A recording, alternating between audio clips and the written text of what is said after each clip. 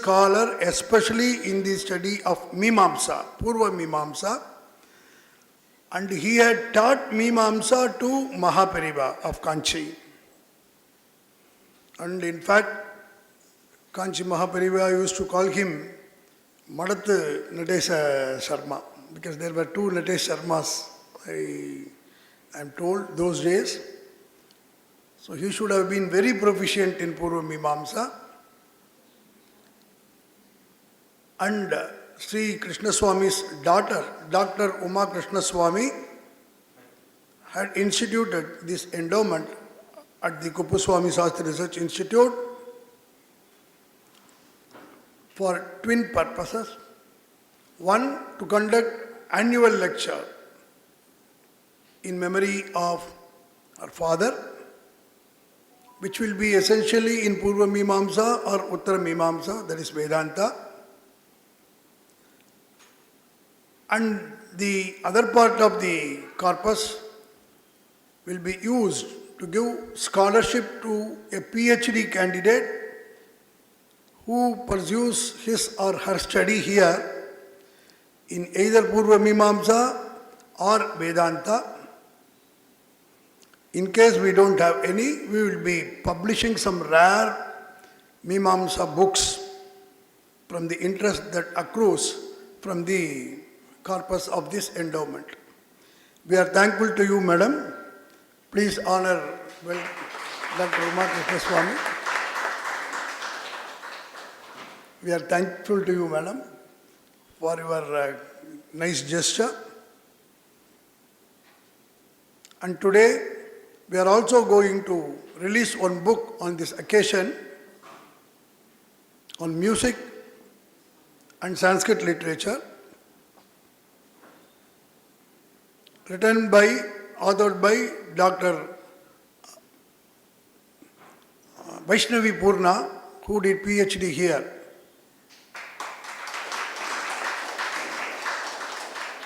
Her subject of PhD thesis was on the scope of music in Sanskrit dramas. So she will be coming out with another publication, Musical Instruments in Sanskrit Literature, after this venture. And it is my privilege to welcome all of you on this occasion. All these activities, we have been conducting a lot of lectures, periodical lectures, almost every week we are conducting lecture in collaboration with the Sanskrit Academy. And we are also holding a lot of seminars and conferences. If any of you is interested in participating, kindly let us know. We will be sending you the invitation. And we have also been publishing many books pertaining to Sanskrit and Indian knowledge system, as is the trend now set forward by the Government of India. And also we are affiliated to the University of Madras for PhD, now that MPhil has been removed from the curriculum in Sanskrit. So we have produced around 100 MPhil and PhDs so far on different aspects of Sanskrit literature, including arts and science. And a special word about this book is, what we are going to release today is, Dr. VAISHNAVI POORNA has given some, provided some QR code in the book.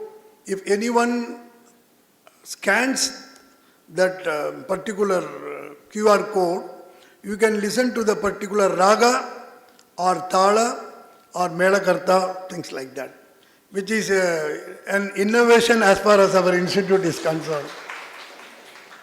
I mean, our youngsters are very adept in using the modern technology. We are still dealing with the old books and manuscripts. And to preside over today's function, we have got another eminent personality, Dr. RKMVC, the president of our institute, under whose guidance we are able to continue all our academic work. In fact, we are now constructing the second floor and providing with lift so that our research scholars as well as our library users can make use of the library in a better way, which will be ready, I think, within a month's time. And I heartily welcome all of you once again. And we are also thankful to the donor of this book, Sri Vijayagopal Veeraraghavan. In fact, he gave us financial assistance, under which we have already published one book on Pancharatra Agama called Sesha Samhita, and another book, Vishnu Tilaka Samhita, will be published soon with the financial assistance provided by him. This particular book, he gave financial assistance in memory of his wife who did PhD in this subject, and unfortunately she passed away after getting her degree. So in her memory, he wanted us to publish this book, and we are grateful to you, sir, and we would request you to support us in our activities. Thank you so much. Now, before we start the other proceedings, I request our President Dr. RK Raghavan sir to release the book, Music and Sanskrit Literature.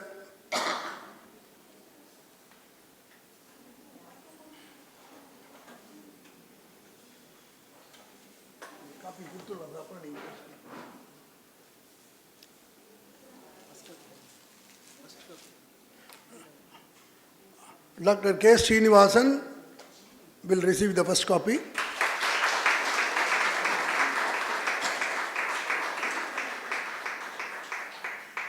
I request our President to give another copy to our donor, Sri Vijayagopal sir.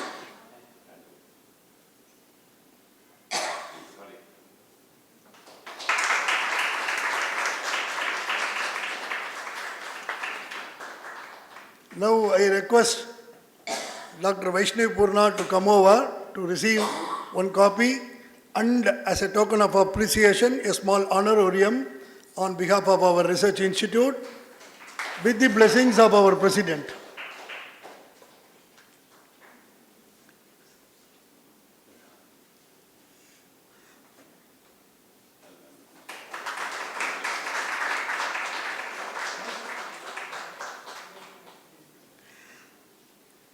And before we start the endowment lecture by Dr. K. Srinivasan, just a few words, because he is too great a scholar and he gets embarrassed if I go on talking about him. Many of us here are his students. Some of us are direct students, some of us still he is teaching us. He is an eminent international scholar. Many branches of Sanskrit literature, we used to call him working encyclopedia. And being the first lecture, we wanted him to talk on POORVA MÍMާMSΑ. So he has chosen the topic, POORVA MÍMާMSΑ, a tool of interpretation. We are thankful to him for readily accepting our request. And before Dr. K. Srinivasan gives his inaugural talk, I would request our President Sri R.K. Raghavan sir to say a few words and bless us all on this occasion. Over to Dr. R.K. Raghavan sir.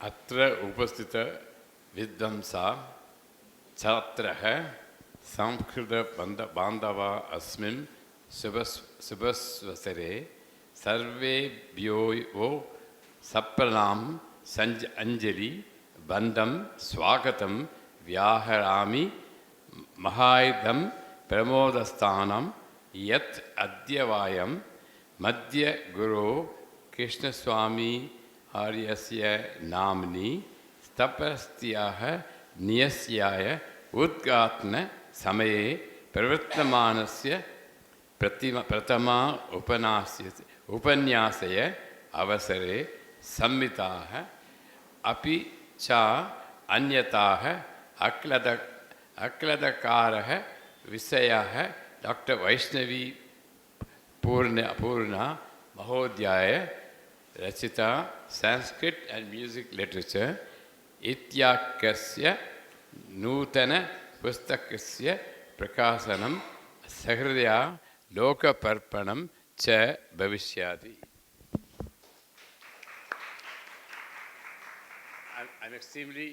I'm extremely happy to be here on this historic occasion of the inauguration of the endowment of one of my gurus, Mr. N. Krishnaswamy, whose daughter has endowed this lecture.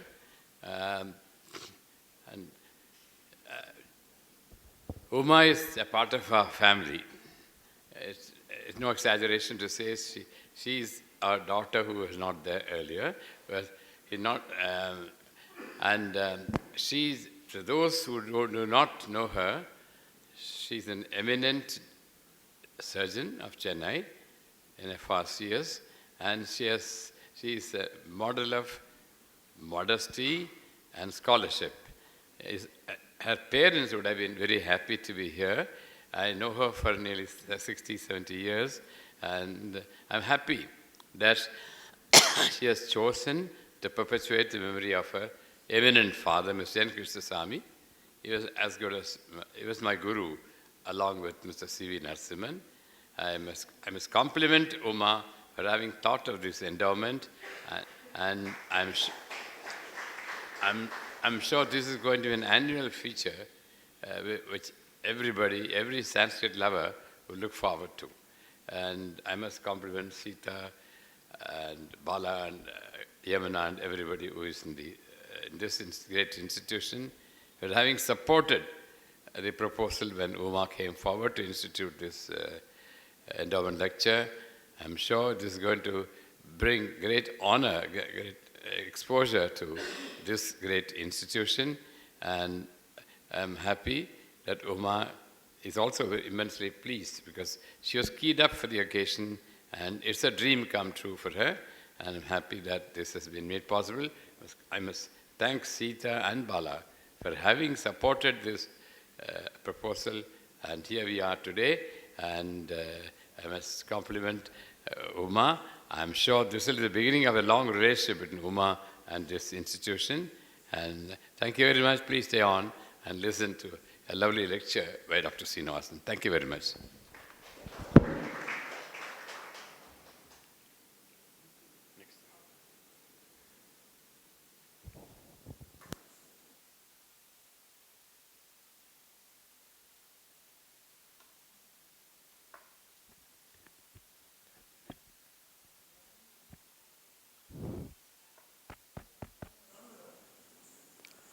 ओम यस्य प्रसादात् मूकोऽपि वावदूकोऽभिजायते भाष्यभावज्ञ विख्यातः सद्गुरुं प्रणमाम्यहं पंडितानां च राजानं शास्त्रे रत्नाकरोपमं बालपूर्वं गुरुं वन्दे सुब्रह्मण्याभिधं मुदा श्रुतिस्मृतिपुराणानाम् आलयं करुणालयं नमामि भगवत्पादं शङ्करं लोकशङ्करम् अपारकरुणासिन्धुं ज्ञानदं शान्तरूपिणं श्रीचन्द्रशेखरगुरुं तं Namami मुदान्वहम्.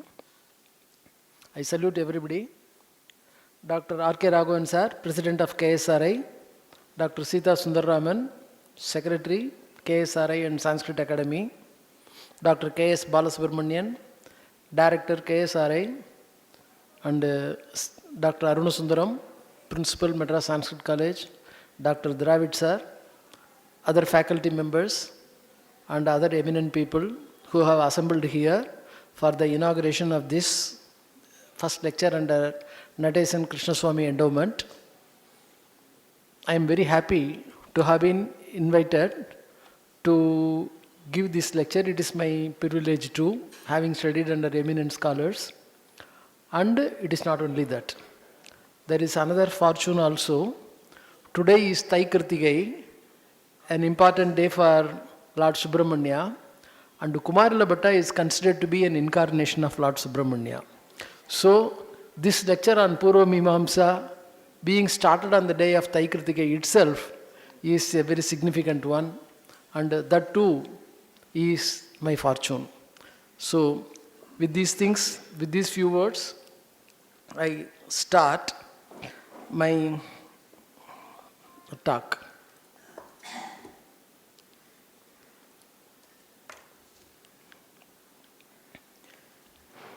Vishuddha Jnana Dehaya Trivedi Divya Chakshushe Shreyah Prapti Nimittaya Namas Somardha Darine Jaimini Sabara Kumarila Somanatha Parthasarathi Misramscha Tata Dikshita Kandadevadyan Numaha Mīmāmsā Naya Pravartakan.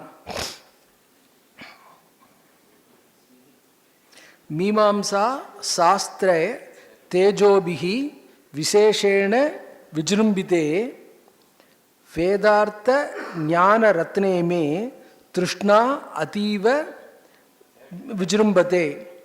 So now Kumarila says Mīmāmsā is Tejas. So when the Mīmāmsā Tejas is shining, Mīmāmsā Sastra Tejobhihi Visheshena Ujjvalite. When the Mīmāmsā Sastra Tejas is shining everywhere, my interest in Vedartha, because of Mīmāmsā, Vedartha is getting understood better. So, Vedartha Ratne Me Trishna Ativa Vijrumbate. My desire to know more and more, just it becomes more and more, he says.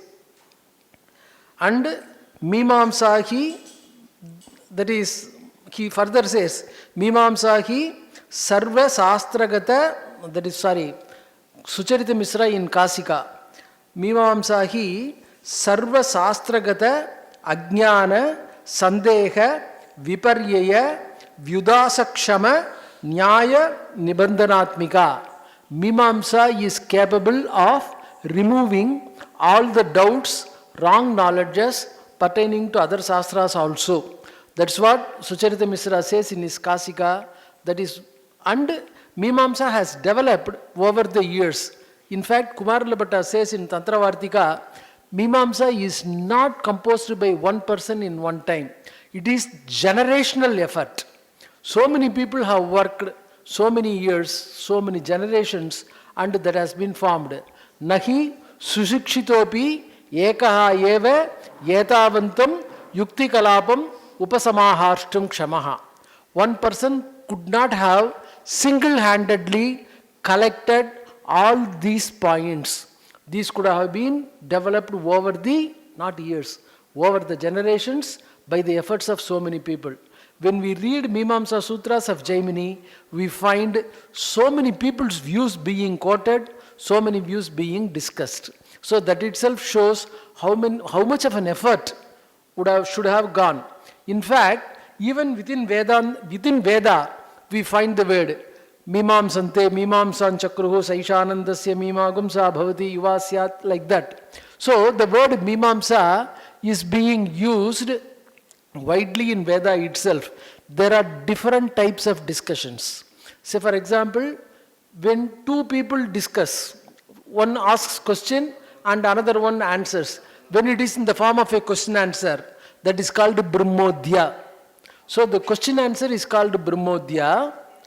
When a particular point is taken up, an important point is taken up, and the point when people join together and discuss and then try to find an answer or try to arrive at a conclusion, that is called Mīmāmsā. Say for example, a particular yaga, whether a particular ritual should be performed in that yaga or not, or how we should, what sort of attitude, say for example, Atiratra Shodasinam Granati, Atiratre Shodasinam Granati. That is, whether a particular offering should be made, Shodasi is an offering. Offering with, it is called Shodasi Stotra. Whether such an offering should be made or not. So there is a discussion. Should it be there in a particular ritual or not? That is called Mīmāmsā. And Ananda, what is the innate Ananda? Ananda, is it innate or external? That is, do you get the pleasure derived from creature comforts which you obtain by paying money or by what is called getting things from outside, or whether the manifestation of your innate Ananda. That is a discussion. Saishanandasya Mīmāgamsa bhavati. That is the word Mīmāmsa that is being used. And in all of us, we should be very familiar with the discussion. Who is the Brahmishta? That is in the Janaka Sabha, like that. So different sorts of discussions were taking place. Brahmodhya, that is Brahma Sabha, and then Mīmāmsa, like that. All these things were taking place. Now we are coming to Mīmāmsa. Mīmāmsa is basically a discussion in the form of Vadi Pradivadi, complainant, defendant, like that.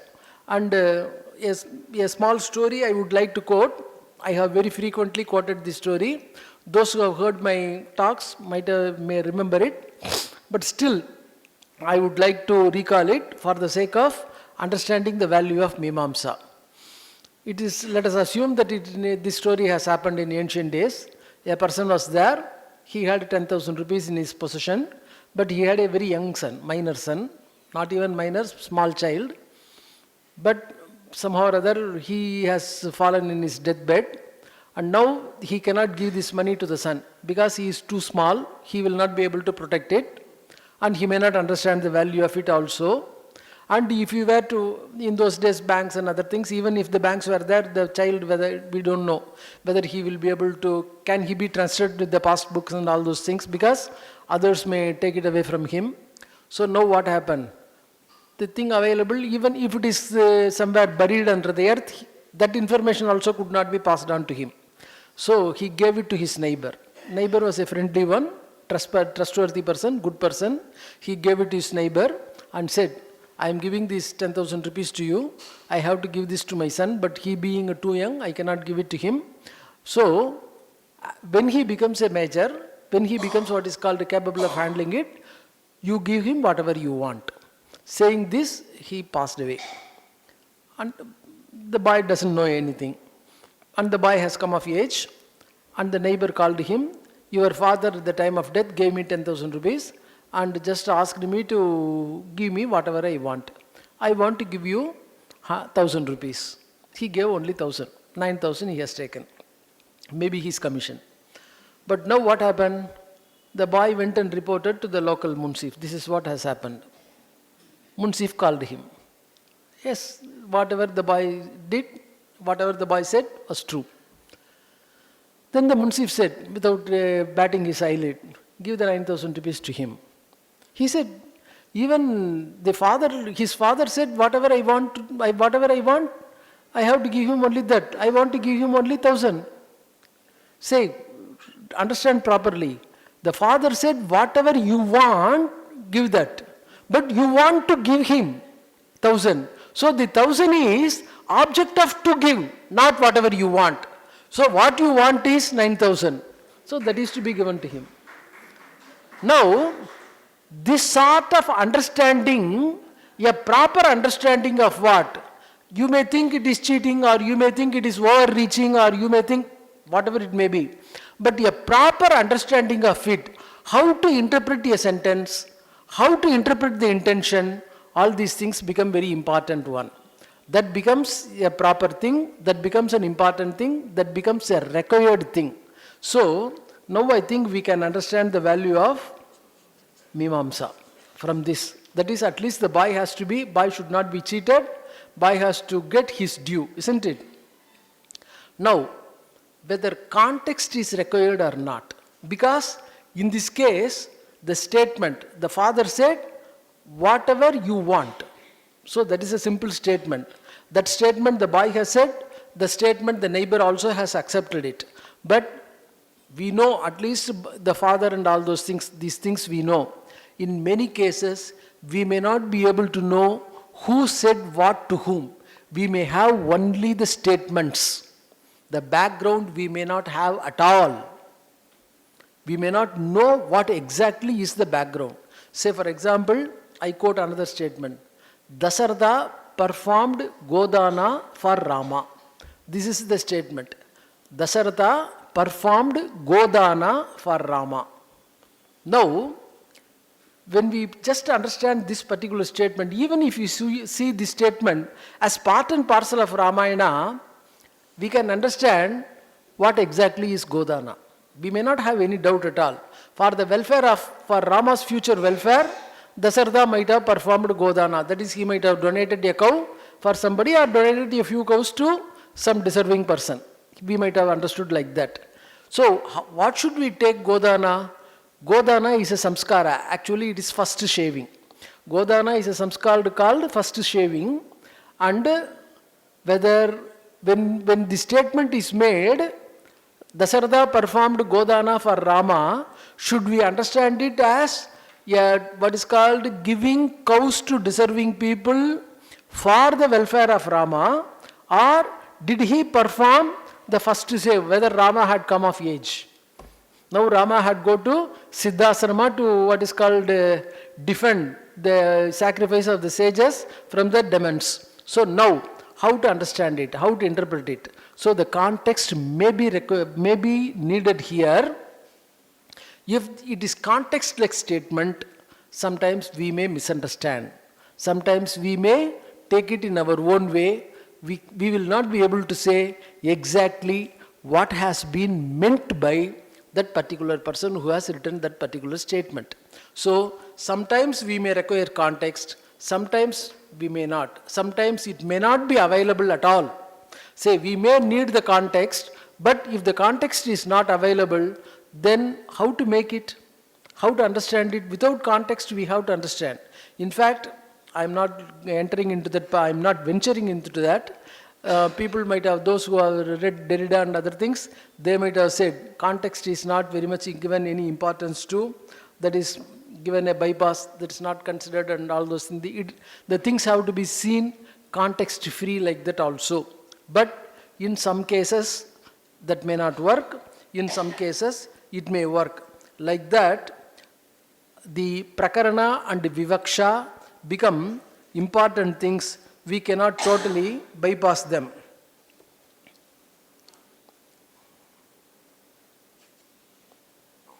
So, what exactly is? For this, 3 subjects have been developed as tools.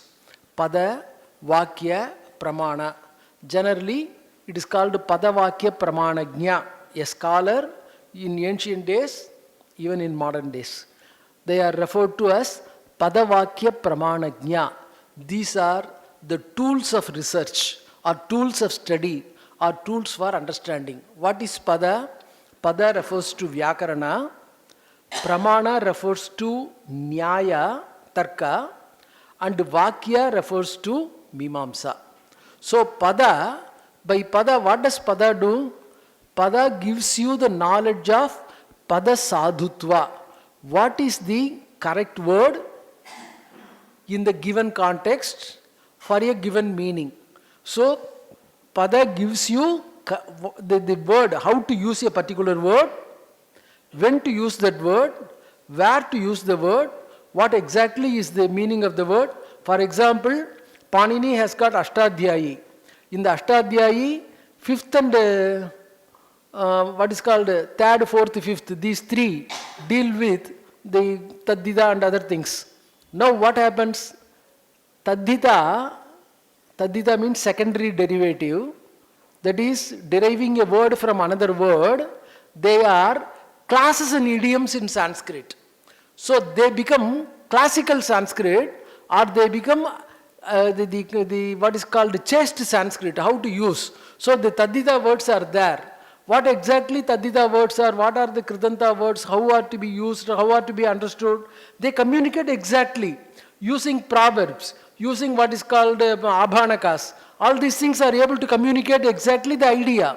So the proper usages of words, proper usages of sentences, all these things become the domain of Vyakarana. And Dharma Dharmi Bhava, that is, what is the characteristic of a subject, and that is matter and property and matter, as we say. So what exactly is the matter and what is its property, how the property is related. We say it in Sanskrit Dravya and Guna, the relationship between Dravya and Guna, whether the Guna forms the natural property or whether it is an incidental property, all these things become characteristic of Tarka or Nyaya. And Mimamsa deals with Uddesya Videya Bhava. So when you take up a particular sentence, What does a sentence communicate? Always a sentence will have two elements, one known element and another unknown element. So both may be known words. We commit mistake, both of them are known or both of them are unknown. Exactly we have to understand what is the known element, what is the unknown element, and how the unknown element is predicated upon the known element. That becomes an important thing, and that becomes very, very important in the case of Mimamsa and in the case of legislative law.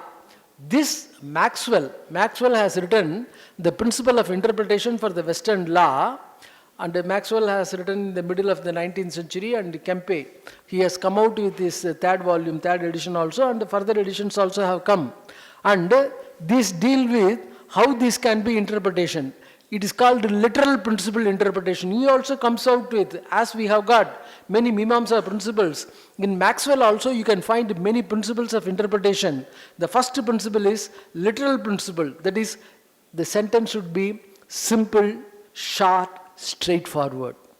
The same thing in Mimamsa also. And now, before proceeding further, what does Mimamsa, that is in the Uddesya Videya Bhava and other things we deal with, but these our people have recognized. The sphere and domain, I have referred to Vyakarana, Nyaya and Mimamsa. In fact, we can see it better in Ayurveda. In Ayurveda, there are, of course, there is what is called Ashtanga, that is 8 domains of Ayurveda, but 2 major fields are there. That is, one field is medicine and another field is surgery. The field of medicine is called Atreya, school of Atreya. Physicians are referred to Atreyas, and surgeons are referred to Dhanvantriyas. And the Atreyas, the physicians, deal with certain disease. And when they say a surgeon has to deal with, they say, Atra Dhanvantriyanam Adhikaraha. This is the area, this is the jurisdiction of the surgeon, please go and consult a surgeon. I can deal with only this much, you can go and consult a surgeon. And the surgeon has done surgery, and some post-operative care he has taken care of, but in future, that is further, it has to be the what is called medicine itself to be given. Atra Atreyanam Adhikaraha. Now it is the domain of physicians. Please go to the physician. That is, I can give you only 1 tumbler of water if you take what is called Belpuri. Second tumbler, you purchase the water from the next what is called waterman. I cannot give you water because the next man also has to survive. Like that, each one has got their own domain, their own jurisdiction, and they never entered. And Jayanta Bhatta says this better.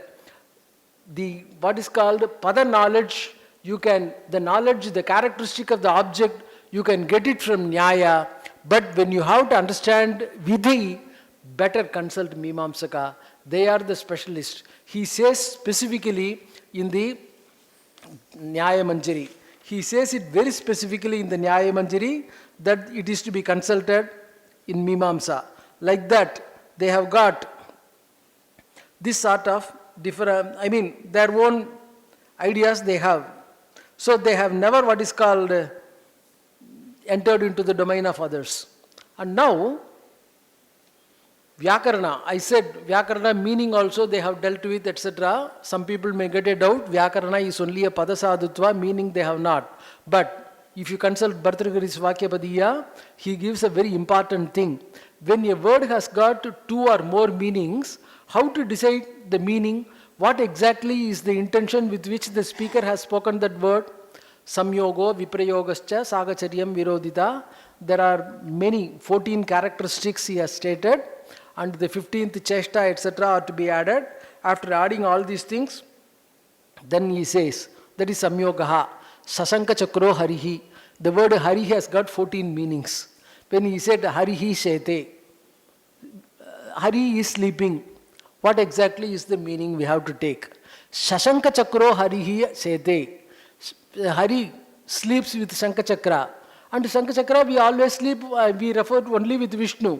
So when the word Shankha Chakra is with Vishnu, Hari must be Vishnu, it cannot be Indra, it cannot be somebody else. So other meanings are warded off. So this meaning can be specific. So in order to decide what exactly is the particular meaning, this sort of sabdartasya anavachede, in delimiting the particular meaning, these are the characteristics. These characteristics are being made use of, and then we try to understand the meaning of that particular word. So prakarana and other things, they play a role in deciding the meaning, but in legislature, that is in legislative acts, in statutes, can we have a meaning? That is a question. Now, this Mimamsakas too have recognized there are two types of communication. One communication is day-to-day communication, human communication, and another one is some special communication. Special communication is the communication that governs us. The governing point may be spiritual governing, the governing point may be secular governing also. That is statutes. They can be statutes, they can be spiritual governing rules. Spiritual governing rules means Vedic rules, smritis and all those things, or statutes means legislative acts.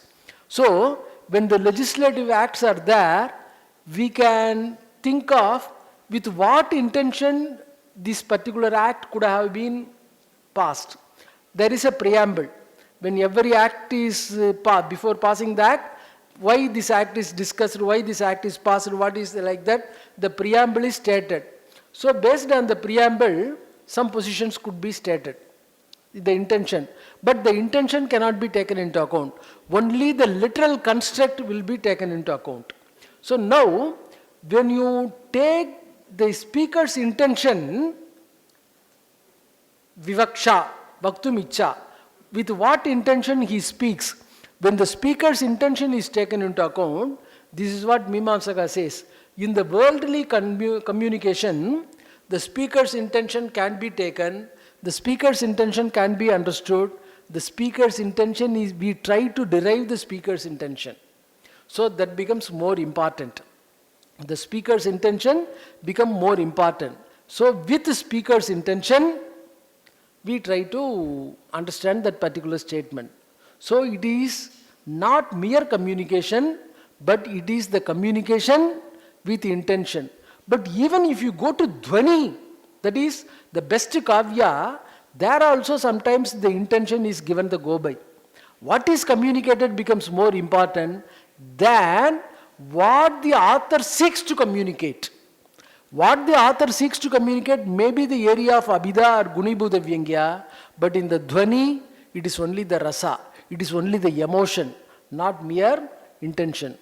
But in Veda, where the speakers, that's why we say it is apaurushaya. Apaurushaya means even if the speaker is there, even if you assume Ishvara is the author of Veda, we don't think of Ishvara's intention, we think only of what does Veda want to communicate. As we say, what does the statute try to communicate, not what must be the intention of it.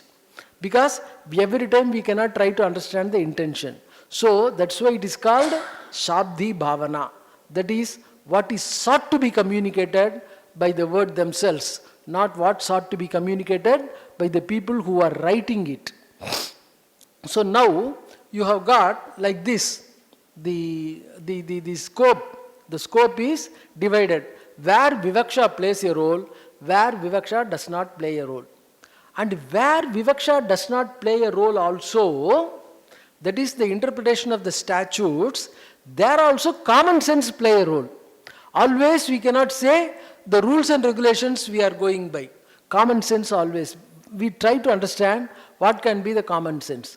But when things develop, when things grow, common sense alone cannot rule the roost, because it can vary from context to context, place to place, time to time. So, some common rules, some common parameters, some common denominators have to be evolved. This is where the Mimamsa Nyayas or maxims were slowly evolving. So, they were slowly evolving. This is what Kumarila has said, that nahi ekaheva yetavantam yukti kalapam, because they are the result of evolutionary concept. So they must have evolved over the course of generations, and they must have been collected by so many people. And what we have, the Mimamsa Darshana, is the final compilation by Jaimini. So that becomes somewhat important one. And the present Jaiminian book, textbook, has got many important points. Say it has got 12 chapters. First 6 are called Upadesa Kanda, that is he enunciates. Next 6 are called Atidesa Kanda, they are applicatory. The applicatory things have become more applicable in what is called Dharma Shastra, Dhayabhaga and other areas. The Upadesa Kanda may be more in the rituals, and they have got their own things. Say for example, the first deal with the Pramana, the second deal with the various how to differentiate acts, and the third one accessories. What is the main purpose? What is the main act? Pradhana Chodana. What is the subsidiary? That is Anga Chodana, like that. And then you have got Pravritti, Prayoga. What is all the sentences, how they can be related together, how they can be brought together, how they can be connected together, and Prayoga Vidhi, that is Apurva, etc., how they can be. And then Pravritti, the purpose, Purushartha and Kratvartha, Adhikara, jurisdiction. These things are dealt with in the first 6 chapters, and the next 6 chapters deal with Atidesa Kanda.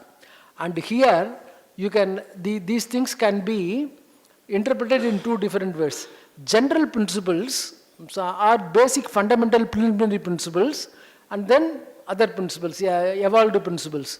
The general principles may be what is called Laghava, that is parsimony, Gaurava, that is understanding what is called not adding too much to it, Arthaikatva, Sarthakya, meaning, that is no part of Veda should be rendered meaningless.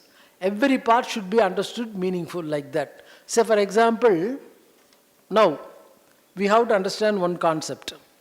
When you look into Mimamsa, I said the Vyakarana deals with Padasadhutva, Nyaya deals with Dharmadharmi Bhava, that is property and matter, and Mimamsa deals with Uddesya Videya Bhava, etc. So Uddesya Videya Bhava means subject predicate, that is subject predicate, that is the predicate relationship. So the predicate relationship can be communicated only by sadhya, that is verbal communication. When it becomes a verbal communication, that has to be the fundamental category of what should be the fundamental category of the Mimamsakas? Siddha and Sadhya. So they classify the objects. Say Advaitins classify objects as Drik and Drishya. Everybody classify objects in their own way. So the Mimamsakas classify whole world into Siddha and Sadhya. That is things to be achieved and things that are existing. The existing things are for the sake of the things to be brought into existence. So what is to be communicated is what you have to do. So what you have to do is either imperative or optative. So it is only through such actions, do actions. That is, you have to do this, like that. So that is called bhavana. We have to realize that particular result, that is called bhavana, that is being sought to be essentially communicated. So Mimamsa deals with that padlinglotlet tavya pratya. This is what generally they say. All other things becomes attached to that. And when these bhavanas are communicated, bhavanas should be very simple. A verb, that is an imperative verb, can have only 2 things. A nominative case and an objective case. Only these 2 things. Other things make the verb a burdensome. So you add more and more burden to it. Burden means communication is difficult. So you try to reduce as minimum as possible. Say it is not artificially reducing it, but trying to reduce whether there are other elements, verbal parts, whether they are able to communicate. So, say for example, let us take the word Udbida Ejeta Pashukamaha. There is a sacrifice called Udbit. We don't know, Udbit is not a common word. Udbit is not a common Sanskrit word. But now, the Veda says Udbida Ejeta Pashukamaha. One who is desirous of cattle wealth, must perform or must realize it by performing Udbit sacrifice. Now what will you understand Udbit sacrifice? Udbit can be Udbit. If you analyze this etymologically, bit means breaking. So breaking out. Ut means up, breaking up. It can be vegetable. Because vegetables, when you sow the seeds soak and then they break up the earth and then they come up. So you perform with vegetables. Vegetables can be the instrument with which a sacrifice is performed. But now if you perform vegetables, sacrifice is not there. You have given the instrument. The sacrifice also has to be imagined. So Udbit Vada, that is, you have to imagine a sacrifice. Not only you have to imagine a sacrifice, you also have to take this instrument as the instrument for that sacrifice. So you are taking two things for it. And then cattle wealth also. So the verb takes three elements. But instead, if you take Udbit as a name, simply Udbit Namakena, by the sacrifice, you realize cattle wealth by Udbit. Then it becomes very simple. It can be attached to some other sacrifice which is already existing, and then you can complete it. So it is a simple construct, and verb also is very simple, without any problem. This is how you have to, they say, problemless parsimony. So this sort of problemless parsimony, and remember, those people, I come from very olden days. I remember only my Wren and Martin now. I have not graduated over Wren and Martin. In the Wren and Martin, they may say parts of speech as 8, nouns, etc., etc. In Mīmāmsā, the parts of speech are 5. Vidhi, mantra, nishedha, arthavada. Vidhi means prescriptive sentences. Nishedha are same prescriptive sentences with negative element. Arthavada are eulogistic. And mantra are incantations. And unlike any other subject in the world, Mīmāmsā has added one more subject, Namadheya. Namadheya becomes very important characteristic in the parts of speech of Mīmāmsā, so that they can easily affect the parsimony. The fourth quarter of the first chapter deal with Namadheya Pada. Should we take it as a special instrument? As I said, Udbit, how to interpret Udbit. There are so many statements, how to interpret them. Hence they have made Namadheya as one of the important points. Now you can understand how parsimony, shorter, simpler versions, etc. become important in the Mīmāmsā tool of interpretation. Not only that, anarthakya, no word should be meaningless. Say now, Arthavada. Arthavada does not communicate any imperative. Imperatives are communicated only by ling, lot, late, that is optative suffixes. Arthavada will not contain eulogistic statement. And not only eulogistic statement, they will be explaining existing things. That being the case, should Arthavada be taken as part and parcel of Veda, or should they be taken as outside Veda? The Purvapakshin argues, Amnayasya kriyarthatvat anarthakyam atadarthanam. That is, since, remember, Veda is kriyartha. Kriyartha means Veda is basically to prescribe an action to be performed. Amnayasya kriyarthatvat atadarthanam. Those which do not prescribe an action, anarthakyam, they are meaningless. Tasmat anityam uchyate. They don't say part, they are not part and parcel of Veda, they don't expressly say. They say Veda is Shashvata, Nitya, so Arthavadas are Anitya, that is not parcel of Veda. So even not part of Veda, they say they are Anitya. So if they are part of Veda, it should be Nitya, it should be Kriya, but there is no Kriya, so it should be Anitya. Now what happens? He says, no part of Veda can be dealt with as Anitya. If you say a particular portion is not Veda or Anitya, what is the guarantee that the other portion is Veda? If one portion is not, the other portion also can be dealt with by the same logic is not.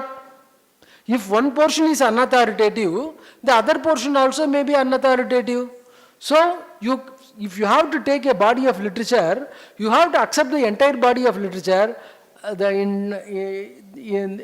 They say there is a proverb, Ardha Kukuti. That is, you cannot have a hen, half the hen I will prepare biryani and another half I will keep it for egg. Either you make entire hen with biryani or entire hen for eggs. You cannot have one half this and one half that way like that. So if you take Veda, one half, that is what is called Nitya, and another half Anitya, like that you cannot do it.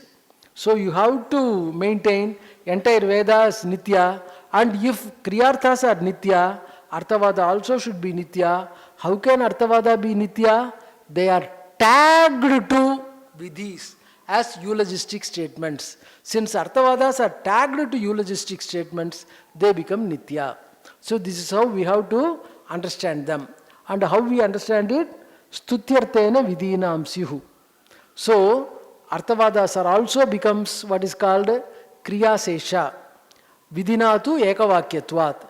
They become Ekavakya. They become, see the concept, another concept, important concept in the Mimamsa tool is Ekavakyata. Ekavakyata means, so far people have dealt with the words etc. are part and parcel. So now when Mimamsa people alone, they have come, all sentences are to be, say I cannot take all the points together and then discuss all those things. If you touch one after another, everything props up. So Ekavakyata means this is basically dealt with more in Alankara as well as in Vedanta. So if you go to Vedanta, especially Tattu Samanvayadikarana, there they discuss the Shadvida Tatparya Nirnayaka Linga, Upakramopasamharo, Abhyaso, Apurvata Palam, etc. What is the purport of a passage?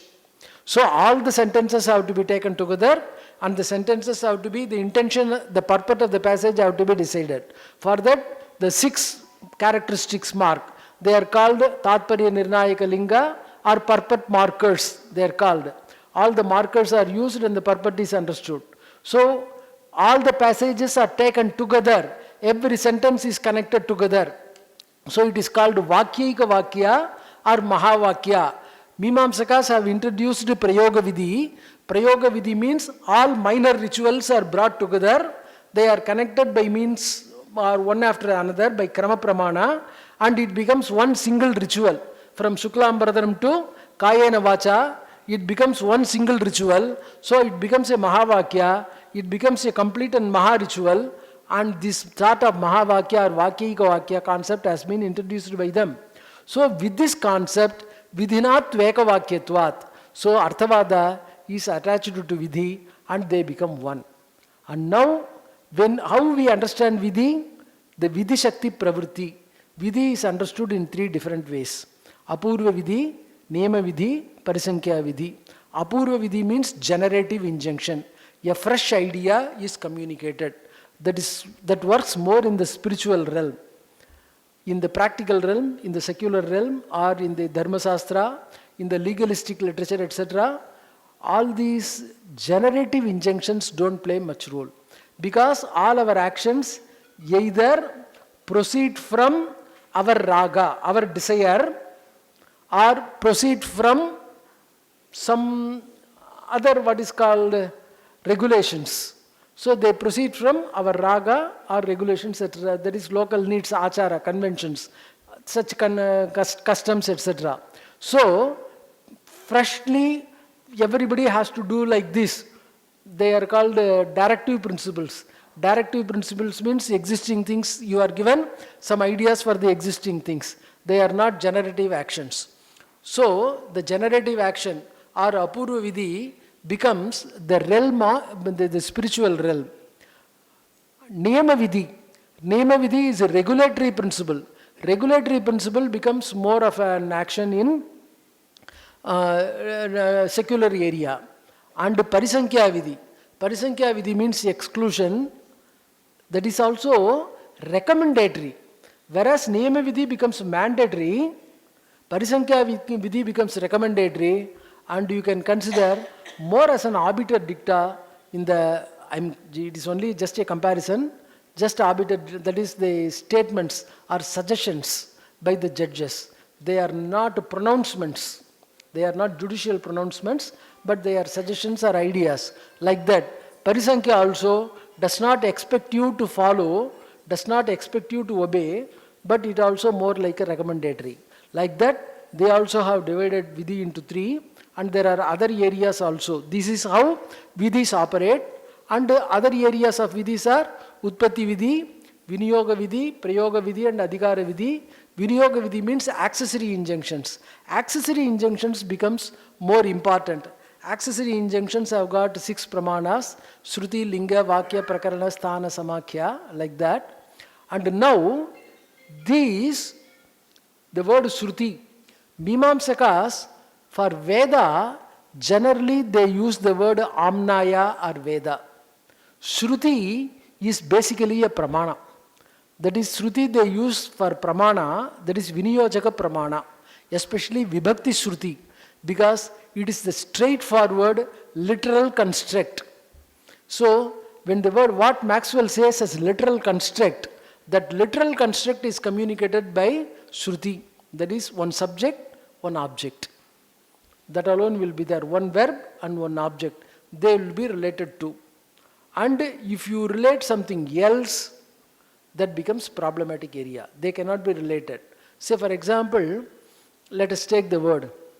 There are 3 fires, Srauta fires. Gargapatya, Dakshinagni and Ahavaniya. 3 fires are there. Gargapatya is called a household fire. That will always be there permanently. That's why it is called Grihapati. From Griha, Lord of the house. From that comes Gargapatya, his place. The other 2 will be kindled from this. Every morning twilight and evening twilight they will be kindled and performed. In the Gargapatya, it has to be established with a particular rik called Aindri. That rik is called Aindri. It is Gargapatya, place of Agni, but we are using it Aindri. What is who is to be invoked here? Whether Indra or Agni. So, Aindri is the meaning of the word Indra. So, if you go by meaning, it means establishment of Indra. That is prayer to Indra. If you go by literal construct, it means Agni. Should we go by meaning or should we go by literal construct? That is a problem here. And now, technically speaking, Shruti and Linga. Meaning means Linga. So, what does Linga means? Linga means idea. Shruti means direct relationship between the suffixes of 2 words. So, should we take the direct relationship into account or should we take the idea into account? Now the problem is, even if you take the idea cannot be operative on its own. An idea is to be construed by us in the form of a construct. An idea can be applied only when you construct with what is called this sort of Uddesya Videya Bhava. Then alone it can be applicable. So, when there is a direct construct between fire and Agni, that becomes direct, that becomes straightforward, that becomes quick. But Indra being a meaning, you have to construe it, so it becomes secondary. So, 2 steps away. Why? It requires another help, that construct. Say for example, the famous example for Gangayam Goshaha. Gangayam Goshaha is Lakshana. What is the meaning of Gangayam? If you simply use the word Gangayam, it means on the Ganges, on the floods. But only when the word Goshaha is juxtaposed, then Gangayam becomes problematic. Then, only with the help of the word Goshaha, Gangayam can be understood in the sense of a banks. Otherwise not. Same way, when idea is there, idea becomes construed only when you take another word into account. So, Shruti, Linga, Vakya, Prakarana, etc., they can be construed, they can be used only in that order. That is, preceding is powerful, succeeding is not that powerful. And another one, I am coming to legalistic literature. In the legalistic literature, what they expect is Vadi and Pradivadi, both of them should be present simultaneously on the court. Both of them, they have to present the case. In the first appearance, they have to present the case and they have to argue the case. They cannot argue it through somebody else. Because whether they are aware of it and what is their demeanor. The judge has to be aware of their demeanor and their knowledge, etc., all those things. So, their intentions and all those things also to be aware of before coming into conclusion. So, in the secular and worldly domain, these things are also playing a role which does not play a role there. So, this sort of difference is very much there. I think to a certain extent I have presented what I have understood and what I am present in the limited time of about 45 minutes or so. And it can go on. Sometimes it may be boring also if you just go too much into it. Anything ati sarvatra varjayet. I think it is a time for me to stop here now. Thank you very much for giving this opportunity.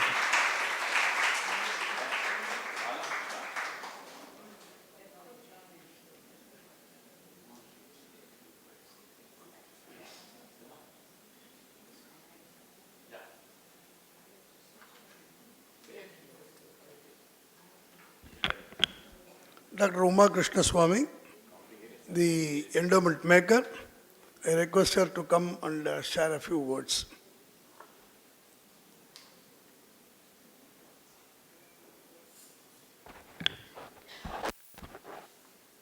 Namaskaram to all.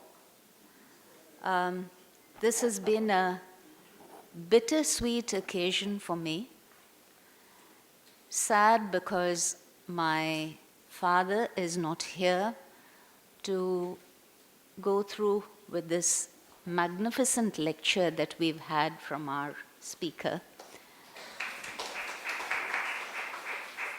But it has also been an extremely satisfying occasion because I have both Mr. Raghavan and Mrs. Raghavan here in loco parentis, if I may use that phrase.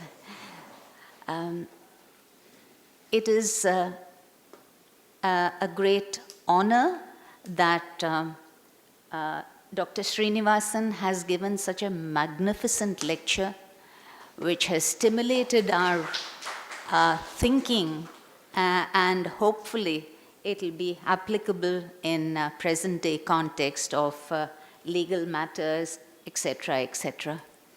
So all I can say is I'm very grateful to this audience.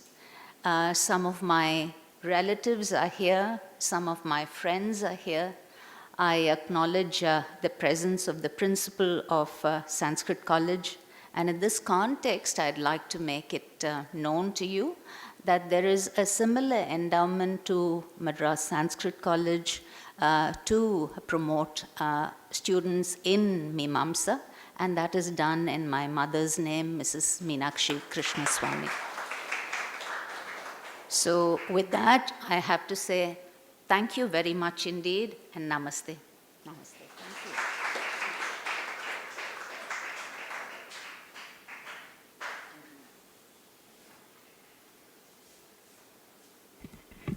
Thank you very much, madam, for your words of encouragement to us. We shall definitely carry on with this endowment year after year.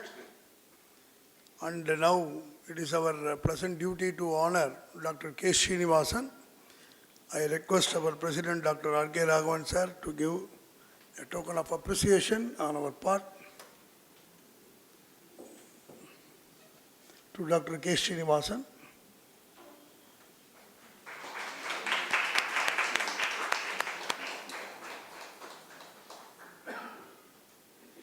Now we request Dr. T.B. Vasudeva, my colleague, to propose a vote of thanks.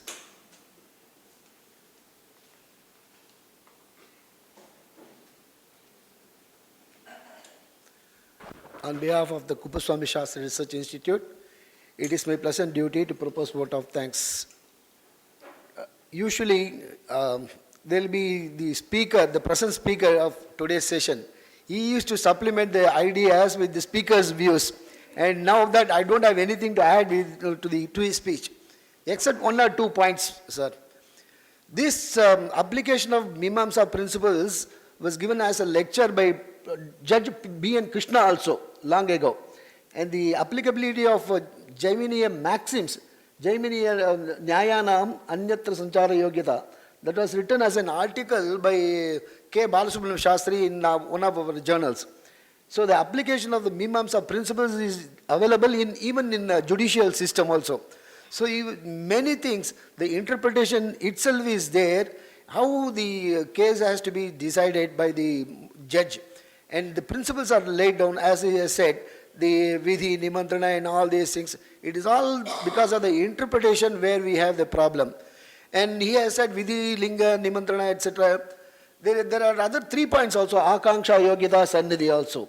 The expectation and the match worthiness and the context of all these words, etc. The propriety of expression, everything is mentioned there. And with all these things also, the interpretation, if that interpretation is made, then it will be original, it will be applicable to the context. The context is relevant, as he said. And he has given beautifully, his lecture was excellent. It's no need to say. We had his classes also on Mimamsa Paribhasha, where he was explaining everything. And it is Arthavada, and where the Arthavada says Adityo vai Yupaha. We cannot simply brush aside that Adityo vai Yupaha as an Arthavada statement, because Arthavada statement also holds good in some of the cases. So everything has to be taken into consideration. For all these things to decide the meaning of the Vedic mantras itself, the Mimamsa is essential. And therefore, with all these things, the meaning of the Vedic mantras can easily be understood, but only in the light of POORNA MīmāMSā principles. That is why the MīmāMSā, Mātu Micha MīmāMSā is there. And he has said, Padavakya Pramana, and a person, usually we find in many of the colophons at the end of the manuscripts, the author used to say that Padavakya Pramana Vara, Paravarina, Dhurina, etc., etc. Means the author is well versed in all the 3 systems of philosophy, Nyaya and the POORNA MīmāMSā as well as the Vyakarana. So it is only when the master is there in the Vyakarana, Nyaya and MīmāMSā, one will be able to bring out the gist or the meaning of the complete text that is given for interpretation. So naturally, MīmāMSā is undoubtedly the tool for interpretation. And thank you very much, sir. I take this opportunity to thank our President, Dr. R.K. Raghavan, who has presided over this session and who has released the books. And I take this opportunity to thank Madam Dr. Uma Krishnaswamy also, who has made this endowment possible, and by whose endowment we are able to listen to this wonderful lecture.